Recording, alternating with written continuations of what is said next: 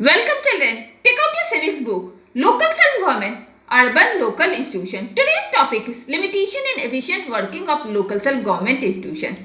The panchayat are rooted in our history and tradition. The panchayat system, it exists since ancient times. Urban local self-government institution have also existence for more than 100 years now. And urban local self-government institution, they also exist since near about 100 years ago. Panchayats and urban bodies served as a nursery in which political leaders are trained. And panchayat and urban bodies, how they serve? They serve just like a teacher in which political leaders they trained. In fact, responsive administration can only be secured through genuine civic body. In fact, responsive administration that can be secured only through genuine civic body. There are many problems which hinder the successful working of local. Now, many problems arises which gives obstacles to the success working of the local self-government. First is the unethical means adopted in election, and certain unethical means adopted in elections, that is unfortunately money nowadays plays a very important role. Now presently what happens, this money, it plays a very big role in elections.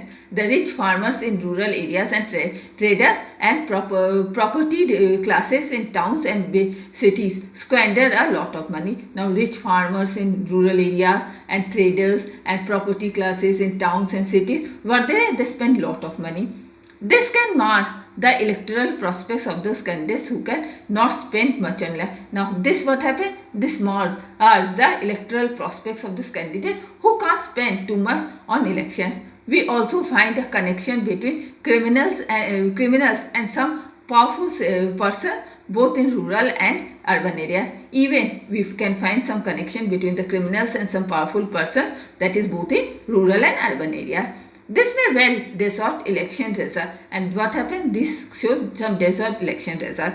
It is a great threat to the cleaner post. And what it is? It is a very great threat to cleaner post. Low rate of illiteracy. Illiteracy rate of in 2001 was recorded at 65.38% in the country. Now, illiteracy rate, that is 2001. How it is recorded? It was recorded at 65.38% in the country. But there are many districts and regions where the number of illiterates is alarming even now. Now, there are many even districts and regions and where number of illiterates, what they are showing? They are showing some alarming from now. Ignorance and democracy cannot go together. Ignorance and democracy, they can't go together. People should know the background. Now, people even they should know the background. For example, the kind of education the candidates have and the things they have done for the local. Now, for example, the kind of education the candidates have and the things they have for the locality. Now, communal and caste factors.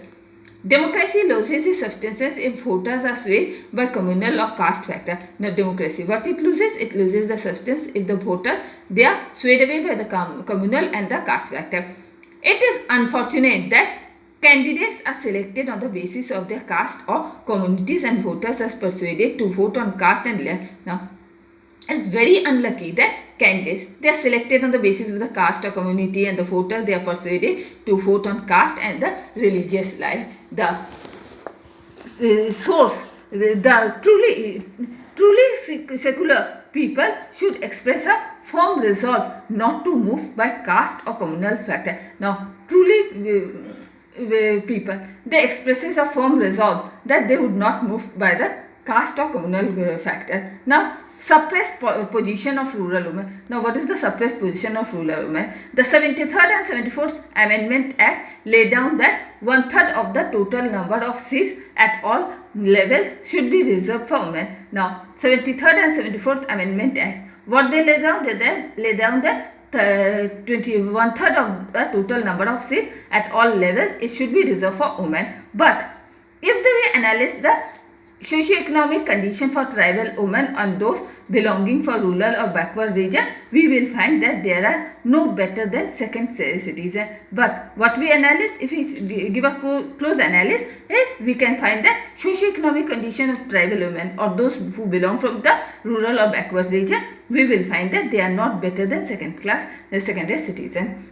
If they wish to enter public life, they have to face a stiff opposition from their parents or in-law. Now, if these type of people wants to enter public life, what they have to do? They have to face a very stiff opposition from their parents or in-laws.